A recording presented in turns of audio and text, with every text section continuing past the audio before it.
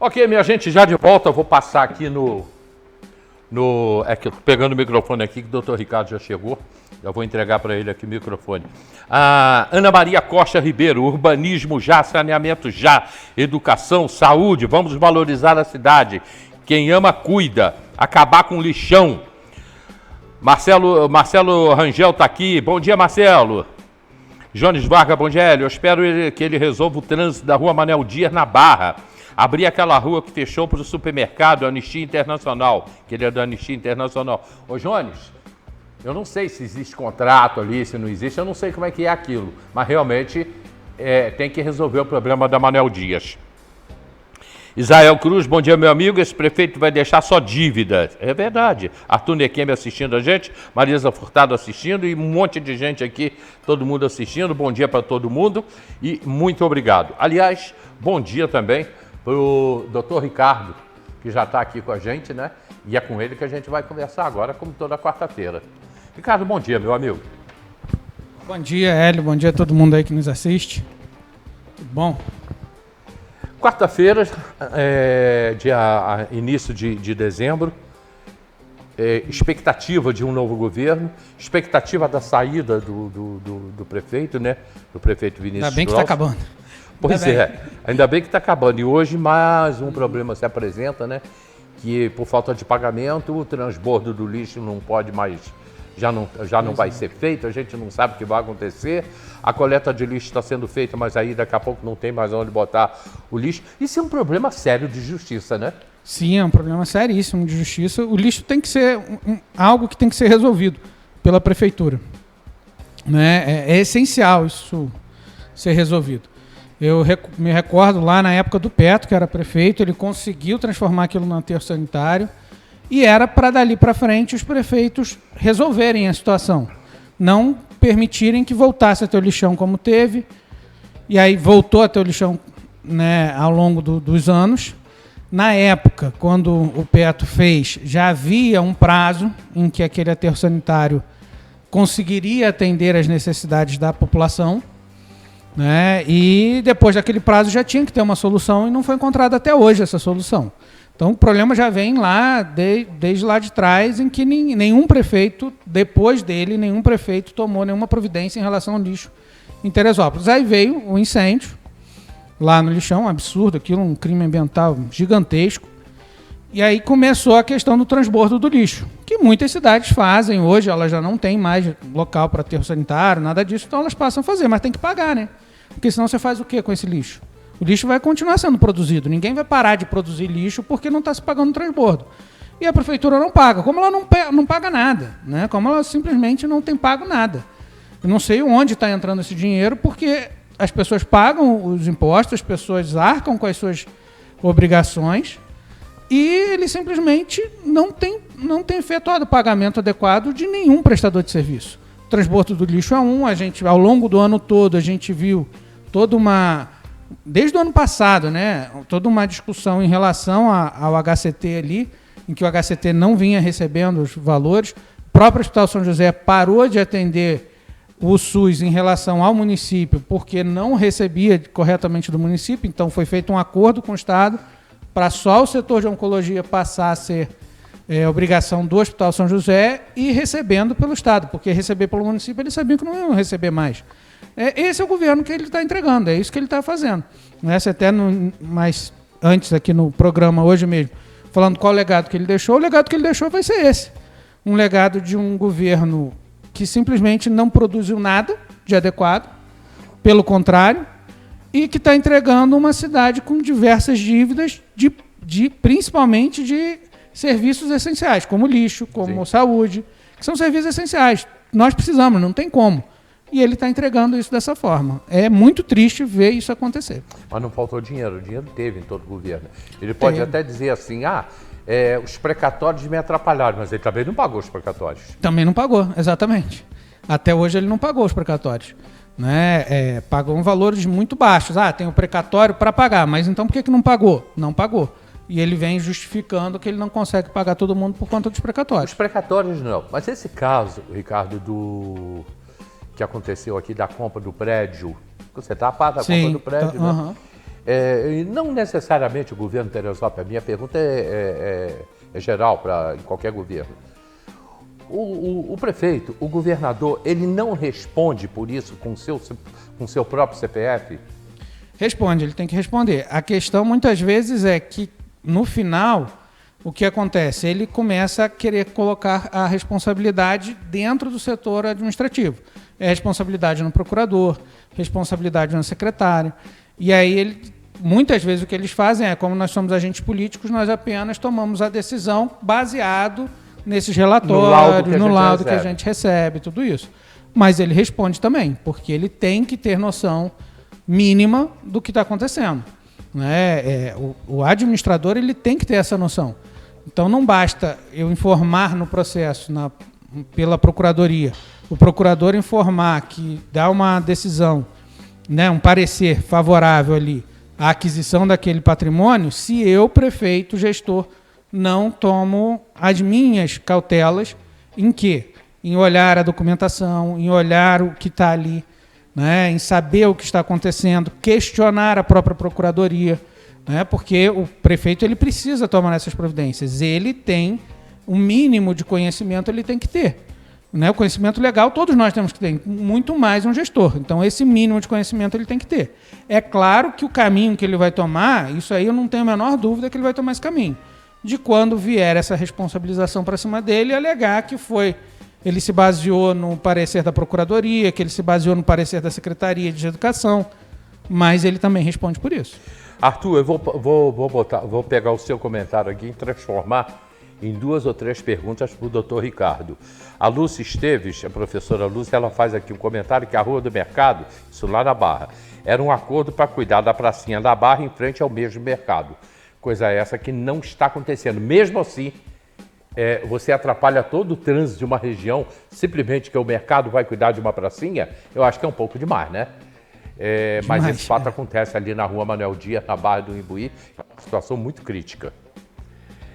O Arthur ele faz um comentário e aí eu vou transformar em perguntas para você, Ricardo. Precisa fazer uma CPI de tudo, de todas as contas. Primeira pergunta, a nova Câmara pode fazer uma CPI em cima da administração passada? Isso é a primeira pergunta.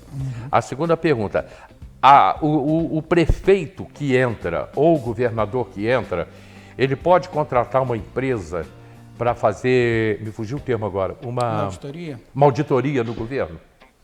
Pode, né? A primeira pergunta, assim, a CPI no governo passado, lógico. Pode ser feita, né? A CPI pode ser feita para analisar o que aconteceu no governo passado.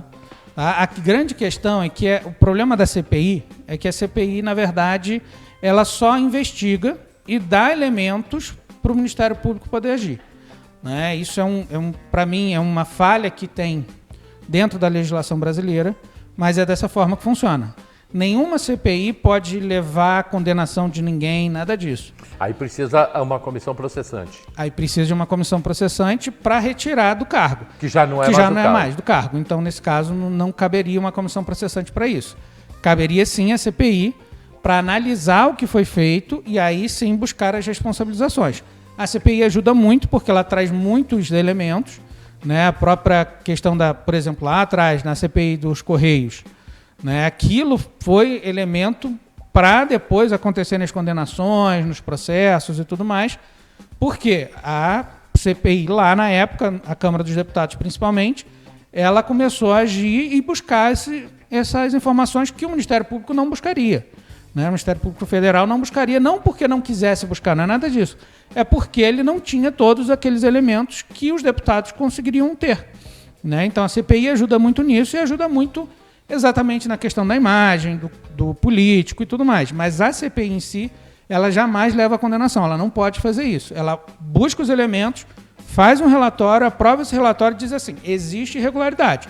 Então vamos encaminhar para os órgãos competentes. Que aí o Ministério Público que é o Ministério Público, nesse caso principalmente o Ministério Público ali, ele vai agir, ele tem que agir, né? Ainda que ele arquive, que ele entenda que não tenha crime, nada disso, mas ele tem que analisar um relatório da CPI. Eu até acho que no caso do Vinícius, foram tantas coisas erradas que aconteceram, a compra da água talvez a pior delas, que isso está tudo pendente ainda. Em algum momento essas coisas vão explodir. Sim, com Ministério certeza. Público. Com certeza. É porque a justiça ela é muito mais lenta do que o nosso dia a dia, né? Ela precisa, e isso não é nem lenta porque quer ser lenta, é porque o processo em si ele é lento. O processo, por conta da questão do princípio do devido processo legal, ele é lento. Eu tenho que abrir para o contraditório, eu tenho que ouvir as partes, eu preciso ter os elementos. Então isso tudo vai durar anos, né? Até que haja de fato uma condenação. Mas o fato dele sair, e inclusive isso acaba ajudando muito nas investigações e tudo mais, é que quando ele deixa o poder, ele deixa de ter todas as regalias, né? Todas as prerrogativas em si que ele tem no cargo. Não digo nem usar o poder, não é nada disso, mas são as prerrogativas que ele no cargo tem. Uma delas em que ele tem que ser convidado para ser ouvido. Já quando ele deixa de ser o cargo, ele não é mais convidado, ele é intimado, então isso faz uma diferença, né?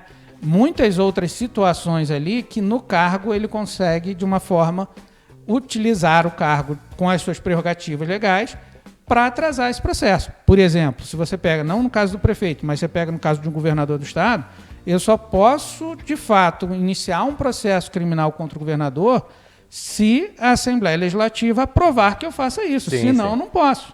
Né? Eu mesmo tive um processo em 2007 contra o Sérgio Cabral, um processo de calúnia e tudo mais, que eu defendi um cliente, e o processo ficou parado até ele deixar de ser governador. Quando ele deixou de ser governador, a gente conseguiu concluir o processo. Mas ficou suspenso porque a Assembleia Legislativa suspendeu. Então, isso tudo faz com que a situação demore, mas isso tudo ele vai responder. Com certeza existem vários inquéritos que a gente nem sabe, que estão em andamento no Ministério Público, e que isso tudo vai desenrolar em ações civis, em ações criminais posteriormente, com certeza. A Lúcia faz um comentário aqui. A Lúcia, gente, ela participa aqui, os comentários dela são bons, que a Lúcia é professora, é presidente do Lion, né? Foi diretora de escola, da escola Lions, e ela tem muito conhecimento, diretora do Clube Comari anos e anos. Aliás, Lúcia, podemos voltar, tá? Na equipe da prefeitura, todos têm muito conhecimento e formação. Usam de desculpas para encobrir o que fizeram realmente.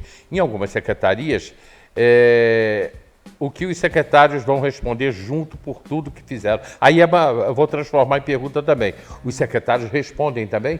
Respondem também. Se realmente contra a irregularidade do secretário, sim, responde também. O que ele precisa ter é ele tem que ter tomado todos os cuidados. No caso da venda ali, acho difícil, porque existiam ali informações que, se eu tivesse como secretário, eu jamais autorizaria uma situação daquela. Gente, esse negócio é engraçado. Eu uma vez, todo mundo sabe que eu trabalhei no governo Tricano, né? Na comunicação do governo Tricano, na assessoria de comunicação. E uma vez eu recebi um pedido da Câmara de Vereadores sobre a contratação de 3 pessoas. E aí eu tinha que explicar por que eu contratei essas 3 pessoas e que não poderia ter feito aquele contrato. Tá? Aí minha resposta foi simples. Não contratei ninguém. Eu não tinha contratado. Não tinha contratado. Então eu respondi não contratei ninguém e fim de papo. Tá? Fim de papo, pronto. A Câmara foi investigar e viu que eu não tinha contratado. Aí, no caso, eu responderia se tivesse uma irregularidade, né? Sim, responderia, exatamente. Porque é sua obrigação saber se tem alguma irregularidade ali ou não. Se for alguma coisa muito técnica, aí não, aí acaba não respondendo, porque aí realmente você precisaria ter ali uma procuradoria dando todos esses pareceres, e foi favorável. Mas o fato, e aí é o que muitas vezes o gestor, o secretário não percebem isso, o fato da procuradoria dar parecer não quer dizer que eu tenha que seguir aquele parecer. Eu posso seguir ou não. Parecer é isso. Parecer eu estou explicando para a pessoa qual o caminho que tem que ser tomado. Ou o que eu acredito que tem que ser tomado. Um procurador, no caso, ali explicando. Mas cabe a mim, que vou tomar essa decisão, aceitar ou não esse parecer. Se eu achar que tem alguma irregularidade ali ou alguma coisa que não bate, eu mando de volta. Eu questiono de outra forma. E eu só vou autorizar, né? O secretário só pode autorizar depois que ele verificar isso tudo. Ele não vai se eximir da responsabilidade porque teve um parecer favorável à aquisição. Se tem outros mecanismos ali, outras informações que eu teria que me ater e não teve essa atenção. Ela também comenta aqui, infelizmente, alguns vereadores apoiaram e impediram que medidas para estancar estes vários atos fossem tomados tomadas pelos vereadores que se levantavam para defender o povo. Uma das coisas que o pessoal fala muito, o pessoal fala, tem que caçar o Vinícius, tem que caçar o Vinícius. As pessoas, você tem que conhecer um pouquinho de política, né? Porque às vezes o afastamento de um prefeito, um governador, não é a melhor solução. Mesmo que exista o erro, mas às vezes não é a melhor solução. E aqui em Teresópolis, eu reconheço, eu reconheço aqui em Teresópolis que não era a melhor solução o afastamento do Vinícius, nos momentos que antecederam, de 2 anos para cá. E aí, Ricardo pode até entrar nisso, que é mais uma área política, né? A gente está saindo do jurídico, do direito, né? Mas, porque se você afastasse o Vinícius, quem seria o prefeito? Seria o vice-prefeito, tá? No caso do vice-prefeito, ninguém saberia o que poderia acontecer. Aí quem seria? Seria o Leonardo, presidente da Câmara, que também, para ele, naquele momento, ele não queria politicamente, porque ele já pensava em ser candidato a prefeito. Ele já tinha sua candidatura a prefeito já feita na cabeça. Sim. Então, é melhor você deixar, às vezes, no cargo sangrando, estragando, apodrecendo ali no pé, do que você retirar. Eu não sei se você entende politicamente assim, Ricardo. Sim, não, isso funciona muitas vezes dessa forma. E você afastar uma pessoa que teve também o seu mandato ali conquistado pelos votos e tudo, é um procedimento muito mais difícil, porque você está afastando alguém que foi colocado ali pela soberania popular, né? Então, isso se transforma num processo muito mais difícil. Por isso, também, muitas vezes, a gente pensa, não, tem que caçar, tem que agir dessa forma, e não é bem assim que funciona. A política não é bem assim que funciona. Aí eu te coloco mais uma pergunta. Aí a Câmara vai, caça, abre a comissão processante, afasta o prefeito. Ele está afastado por até 180 dias, com direito a mais 180 dias. Isso, é isso? Isso, né? Uhum. Aí ele pode voltar. Ele pode voltar. Aí desmoraliza também a Câmara. Desmoraliza a Câmara. E ele pode voltar para uma decisão judicial. Isso é onde eu queria te perguntar. Desmoraliza a Câmara, exatamente. Porque a Câmara retirou e aí depois ele volta com uma ordem judicial. Então ele volta muito mais forte do que ele saiu. Né? Politicamente ele volta muito mais forte do que ele saiu. Então isso tudo é realmente uma estratégia que tem que ser tomada. E o político está ali para tomar essas decisões estratégicas também. Né? Então nem sempre a gente olha uma situação dessa e pensa, vamos caçar e pronto. Não é bem assim. Porque existem decisões judiciais que podem ser tomadas e aí pode ser até que ele não consiga uma decisão favorável aqui para mantê-lo no cargo. Mas ele recorra e o tribunal mantém. Ele recorra e vai para o STJ, para o STF. E acaba devolvendo ele para o cargo, isso tudo é algo que tem que ser muito bem pensado. Então, até para você caçar, tem que estar muito bem fundamentado mesmo, para que você possa afastá-lo e possa depois acabar ocorrendo a cassação. Né? E tudo isso também é essa questão que você mesmo mencionou. Tem o vice que vai entrar, será que ele quer ou não quer? Se ele não entrar, quem vai entrar é o presidente da Câmara. Será que o presidente da Câmara está disposto a pegar uma máquina dessa ruim, com alguns meses só para terminar o governo? Toda a instabilidade política que vai acontecer, e que Teresópolis vivenciou isso durante esses últimos 10, 12 anos aí. Né? Na verdade, desde 2011 que a gente vinha vivenciando isso. E aí continuar essa instabilidade política. Né? Isso tudo é um jogo mesmo, um jogo de xadrez ali que tem que ser feito. Pois é, a arte da política é isso. No caso do Jorge Mário, eu não sei se você está a par disso. Até hoje, não foi provado nada contra o Jorge Mário. Sim, até hoje não foi provado nada. Jorge Mário foi afastado do governo por uma questão política, em cima de várias acusações. E por que o Jorge Mário foi afastado? Pode sair na rua aí perguntando, que ninguém sabe por que foi. Sabe por quê, gente? Porque o Jorge Mário contratou uma empresa jurídica de advogados de São Paulo, sem passar por uma licitação, e contratou em nome dele, eu acho. E ele não poderia ter feito. Ele foi cassado por isso. Foi cassado por isso. E sem passar por um processo licitatório. Ele não foi cassado. Que hoje legalmente é permitido, mas na época não era. Hoje é permitido? Hoje é permitido. Com a nova lei de licitações, hoje é permitido. Tá.